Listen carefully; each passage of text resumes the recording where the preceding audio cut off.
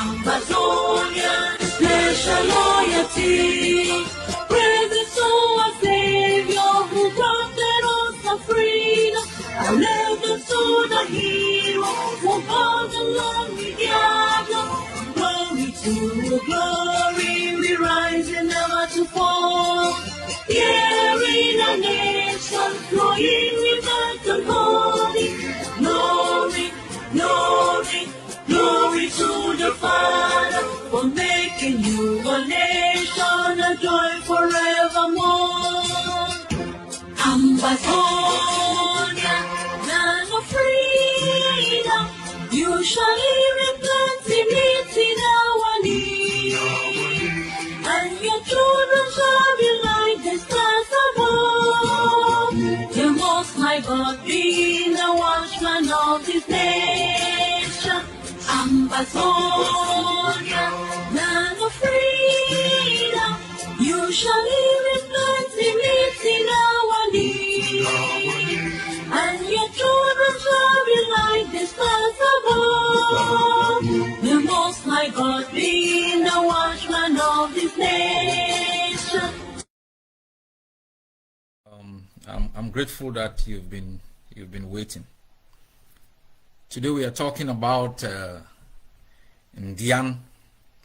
Ndian is an important state in Ambazonia, and one of the most resource states in our homeland, but one of the most abandoned also, and we know why. First, my fellow people, thank you very much for your steadfastness. Today will be interactive. All my place day. My admin sec, you are always on time. Executive press secretary. Thank you people all for standing by and standing guard, ensuring that this generation writes the last chapter of the brutal occupier that has occupied our land.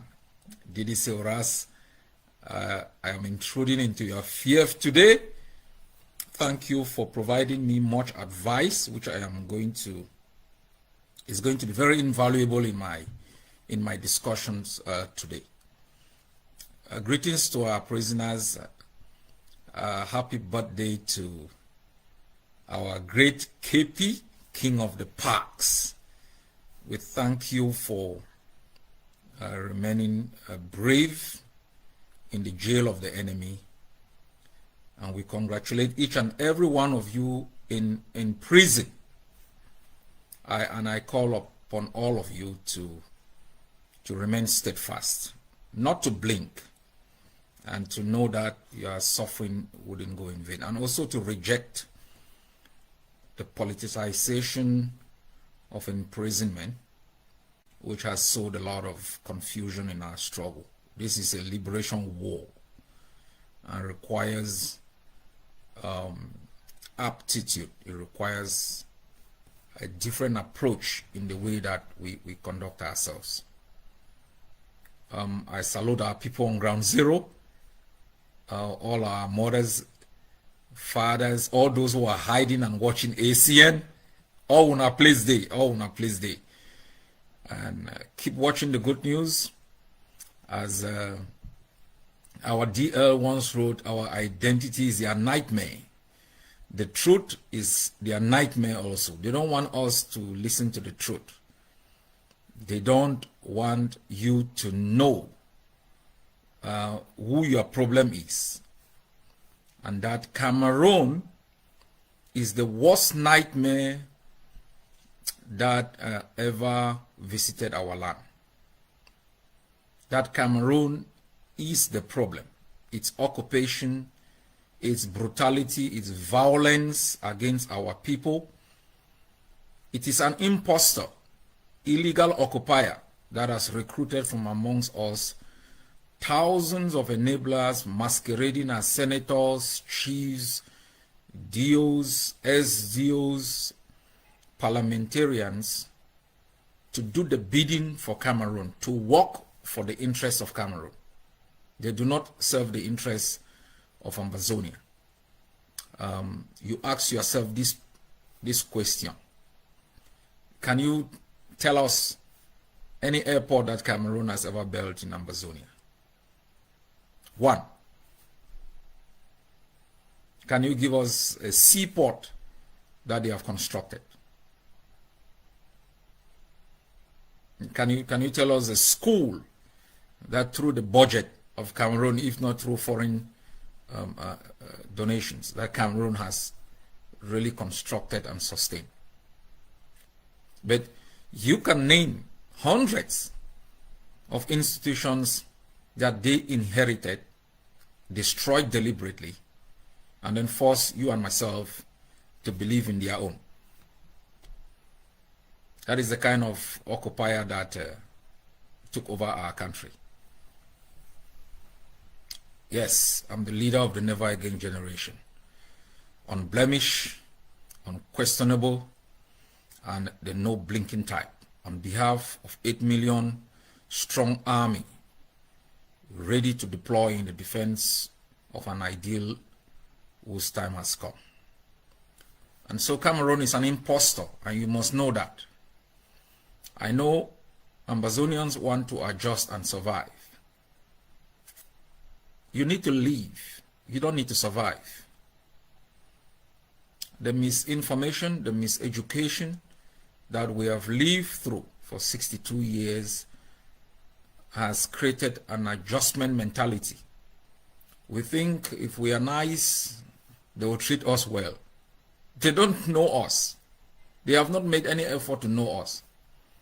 They are interested in the land and in the resources, and in using us in times when it suits them as laborers.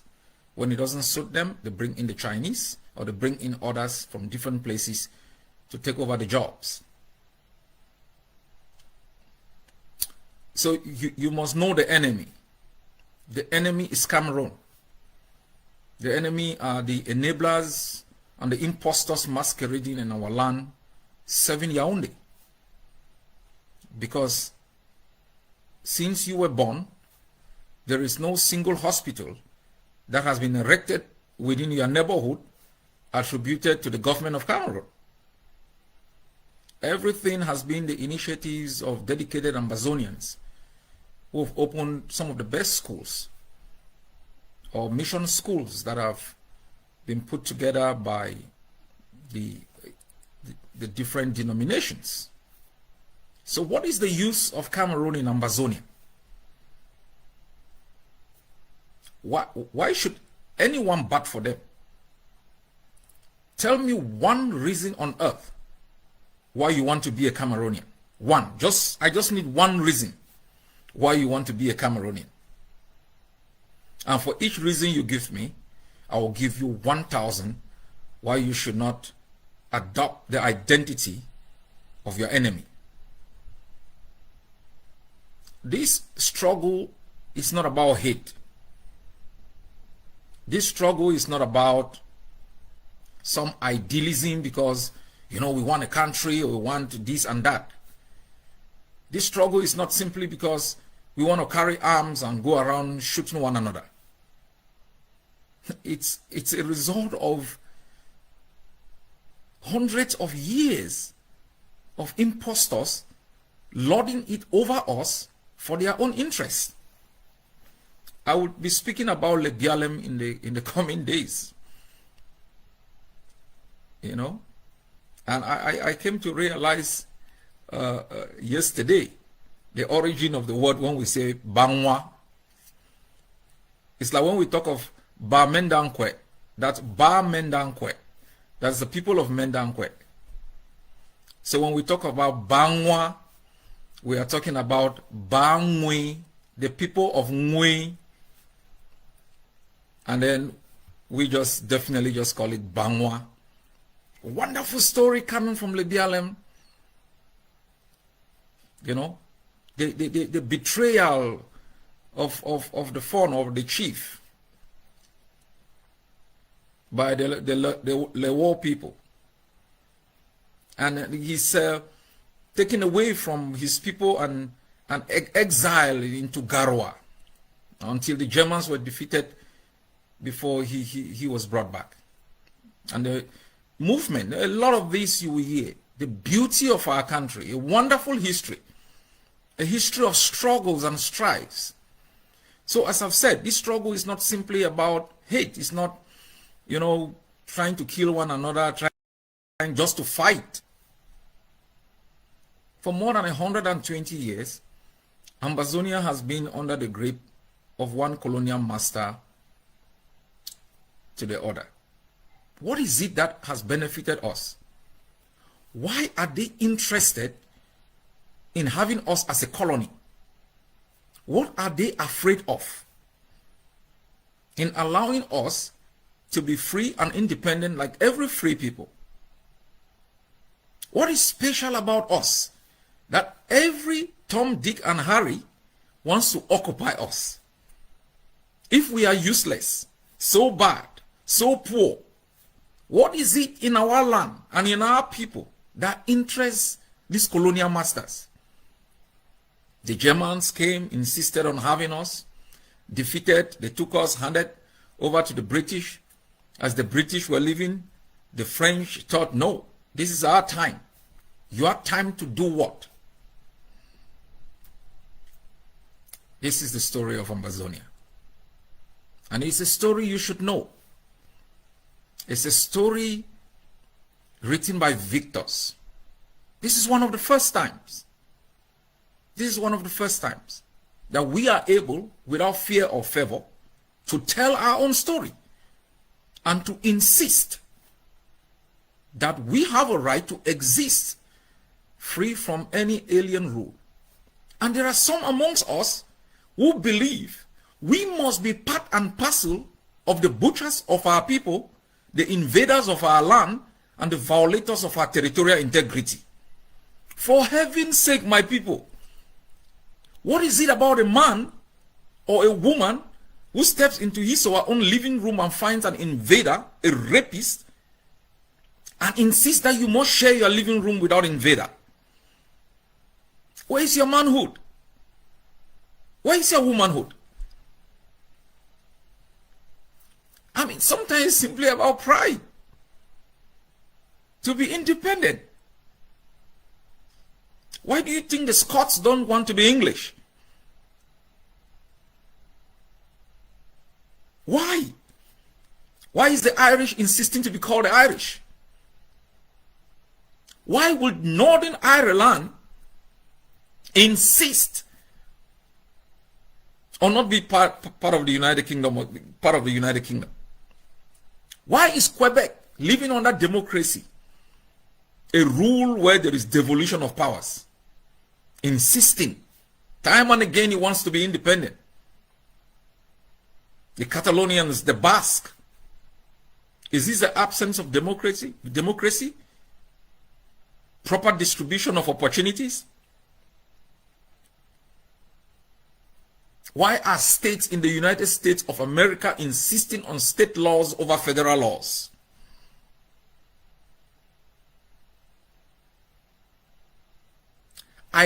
Sometimes I don't understand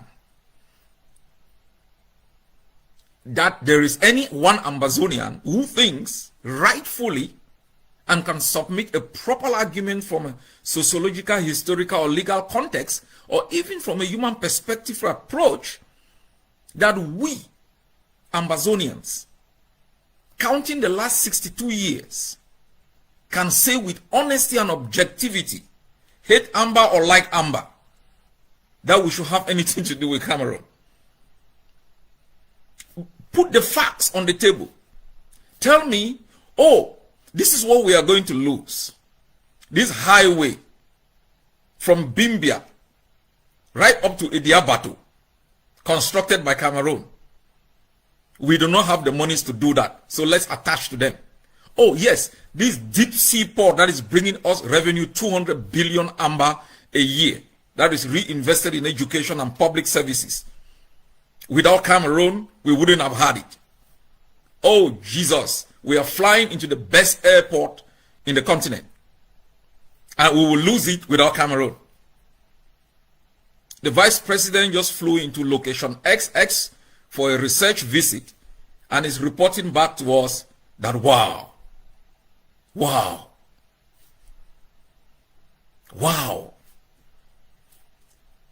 for some of you who still have the ability to fly into Sodom and Gomorrah called Douala, tell me, even if you are leaving from an airport in which area of the world? North Korea.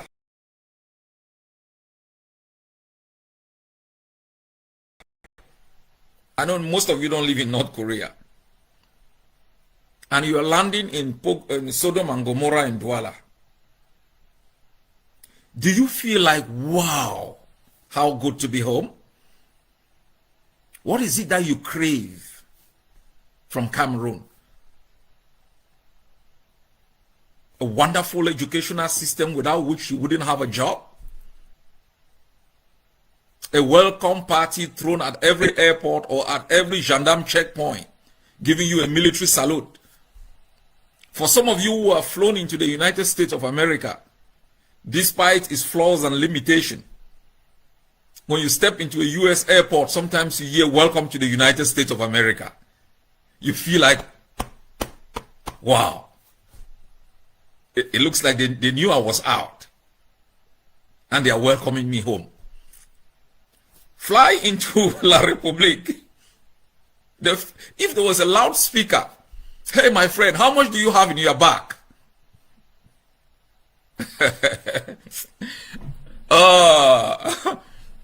My people, I know you people think I'm mad. Yes.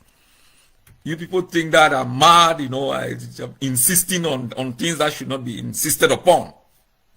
But I can assure you all, and take this from me, whether you like me or you hate me, all of us are doomed. Whether you are living in New York, you are earning 6 million a month, you are doomed. There is a day, there is a rendezvous with destiny for all of us. For me, my only legacy is Ambazonia. That is the only true investment I will ever make in my life. Ambazonia. Any other thing, the car I drive, the house I live, either belongs to the bank. Everything is not mine. If I don't create a homeland, the children I have here, they will be driving on the left side, I'm driving on the right side, and they are wishing me well to the old people's home. And when I'm dead here, where they will bury me, they will pay tax where I'm buried. They will put flowers for the next 2 years and it will all be over. Even where they will remember me will be gone. For all of you listening to me in the diaspora, take this carefully. We are all aging. All what we are doing is preparing a place for ourselves and to bequeath it to our children. Otherwise, we will weep. You have maximum 15 years before you start crying on the streets of Europe or the United States.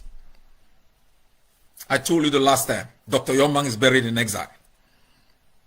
Justice Ebong is buried in exile. Ambassador Henry Fosson will surely die and be buried in exile. We don't know where Dr. Ngumnya was buried. We think that this thing is far-fetched. So our struggle is for justice. Our struggle is for our land. The only place within which our culture, our way of life can not only be protected but perpetuated, so that the children born after us, now and 100 years from now, will live in that land on a foundation of the truth, its true history, its true value, its merit, and will bequeath more or same to the next generation. That is the concept of self-preservation. If we are concerned with survival, with the basic materialism of capitalism. And every Saturday we are in some cultural association. We are dancing. We are Ambazonians. We are dancing. I'm feeling important. After that, we return to our little hideouts. The next Saturday, we are in one small place eating achu. We will weep. And then one time, when any of us dies, all of us carry ourselves. We go there, we watch you. After that, we don't even know where your body is carried to. And we forget. No place of self-preservation. No memory. No place where your grandkids could go and say, this is where dad lies. This is where mom is. And pray and get the blessings from the Spirit. That is why people fight and die for a land. Because there is more to eat. There is more to eat. So my fellow Ambazonians, before I move specifically into Ndian, I just always need to remind us of the reasons why we are engaged in this war for our own survival. And for us to know that it is very important we sacrifice to get the outcome we want. It is easy to complain. Wars are messy endeavors. Even the most trained armies, established states that have fought numerous wars, they have budgets. They find it difficult. If you ask the American war planners of the invasion of Afghanistan or Iraq, they'll say it didn't go as planned.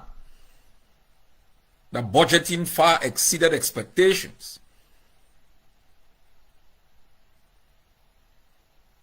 And so, the Ambazonian War of Independence is not going to be like Namundo Ondola Cristo or Hallelujah Choir singing. No, it's messy.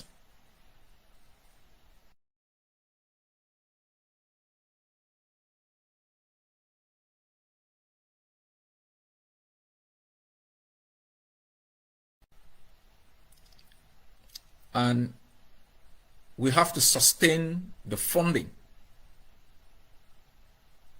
We have to sustain the funding. I was doing some research before this outing. And when I always tell you, be the primary investor, so you be the primary owners of the outcome. And people always say, oh yeah, you should go to Russia, you should go here.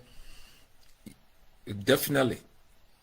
I was doing some research on the oil wells in Ndian, and realizing one of the contracts La République had with a foreign exploratory and exploitative company. The company was having 80% of the profit after expenditure. Yeah, 80% of the profit after expenditure.